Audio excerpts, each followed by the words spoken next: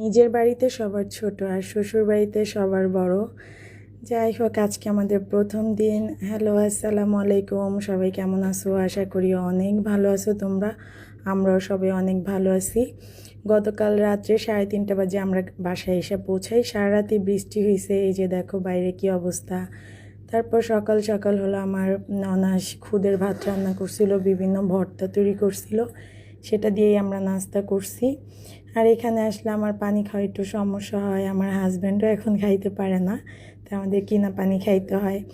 আর এদের হলো রাত্রে দেখা হয় নাই, এখন তাদের দেখা হয়েছে। এই দেখো তারা কি দুষ্ট শুরু করছে, ঘুম থেকে উঠেই তাদের দেখা হয়েছে।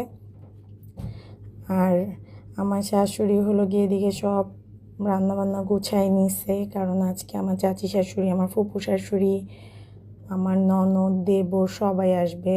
আমার দেবরের ওয়াইফ, আমার যা, সবাই আসবে আমাদের বাসায়। এদিকে আমার শাশুড়ি সব রান্নাবান্না করে নিতেছিল, গরুর মাংস, মুরগির কোরমা, পোলাও, এগুলো সব রান্না করতেছিল।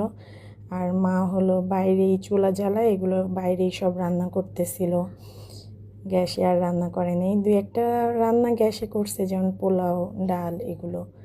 এই যে দেখো পোলাও রান্না করতেছে।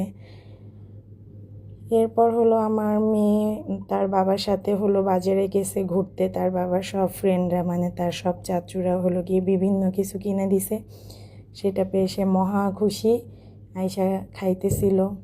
এরপরে এই যে আমাদের দুপুরের খাবার দাবার তাসপিয়াকে খাওয়ায়, আমরা নিজেরা, আমিও খেয়ে ফেলবো এই এই প্লেটেই। তো ওই যে আমার চাচি শাশুড়িরা চলে আসছে, আমার ফুপু শাশুড়িরা আসছে, তাসপিয়া তার ফুপু তার চাচাদেরকে পেয়ে মহা খুশি, খেলাধুলা করতেছিল। আর এই রুমে আবার আমার শাশুড়িরা সবাই বসে গল্প করতেছিল, আমার চাচি শাশুড়ি, ফুপু শাশুড়ি, আমার শাশুড়ি, আমার যা, সবাই বসা ছিল এই রুমে।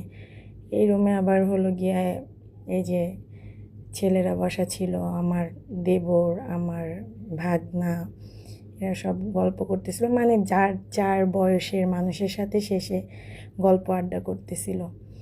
এরপর আমার যা একটু কেনাকাটা করবে, তো আমিও ওদের সাথে বের হইলাম, আমাকেও নিয়ে বের হইলো। আমার যা হেজাব কিনছে, তারপর একটা পার্স কিনছে।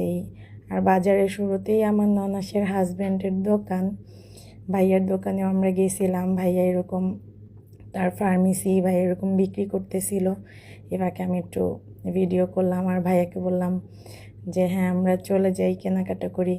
ভাইয়ের সাথে একটু দুষ্টামি করতেছিলাম, ভাইয়াও লজ্জা পাইতেছিল। যাই হোক, এরপর হলো গিয়ে আমরা এই যে আমার যার জন্য একটা পার্স দেখতেছিলাম, ওর পার্স লাগবে, পার্স কিনে